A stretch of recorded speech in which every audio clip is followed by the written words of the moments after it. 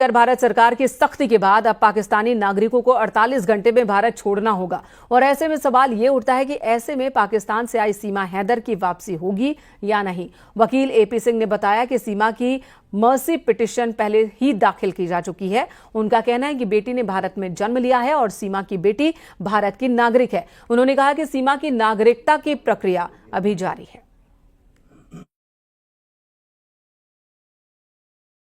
पहलगाम में हुए आतंकी हमले के बाद से भारत ने पाकिस्तान पर कार्रवाई शुरू कर दी और इसी क्रम में भारत में रहने वाले पाकिस्तानी जो शॉर्ट टर्म वीजा पे हैं उन्हें 48 घंटे का समय दिया गया है। लेकिन इन सब के बीच एक सवाल जरूर उठने लगा है। वो सवाल है पाकिस्तान से आई सीमा हैदर को लेकर और इस पूरे प्रकरण में यह सवाल उठा है कि क्या पाकिस्तानी महिला सीमा हैदर अब भारत में रहेगी या वह पाकिस्तान वापस जाएगी। इन सब के बीच न्यूज़ 18 से बातचीत के दौरान एपी सिंह जो सीमा हैदर के वकील हैं, उनका कहना है कि मर्सी पिटीशन पूर्व में ही दाखिल की जा चुकी है और साथ ही क्योंकि सीमा हैदर ने बेटी को जन्म दिया है और उस बेटी को भारत की नागरिकता मिली हुई है। फिलहाल माँ और बेटी दोनों अस्पताल में एडमिट हैं। साथ ही ये भी कहा है कि जो भारत की नागरिकता है सीमा के लिए उसकी प्रक्रिया जारी है और कानूनी दांवपेच में अगर कोई भी डॉक्यूमेंट्स की जरूरत होगी वो भारत सरकार को उपलब्ध कराए जाएंगे।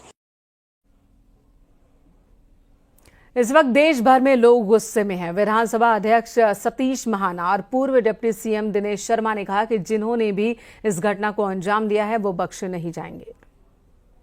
जो धर्म, जो सनातन सर्वे भवन्तु सुखिनः का बात करता है, वसुधैव कुटुम्बकम की बात करता है, उसके ऊपर कुछ अलगाववादी लोग प्रहार करते हैं तो पीड़ादायक है। तो इस प्रकार के अलगाववादी लोगों के समर्थक भी बहुत सारे देखने को मिले हैं। इस समय आज मैं उस विषय को नहीं लूंगा, लेकिन उनके समर्थक भी देखने को मिले। तो इस प्रकार के समर्थन करने वालों को और अलगाववादियों को समूल नाश करना चाहिए। समूल नाश करने के लिए हमारे देश के नेतृत्व के ऊपर हम सब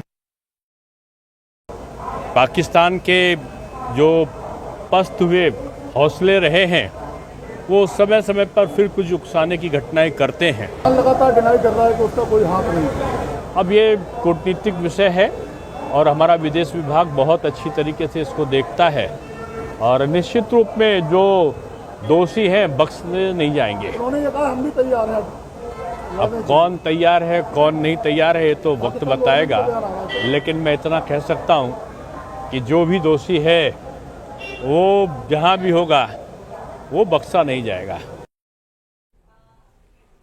इलाहाबाद हाईकोर्ट से जुड़ी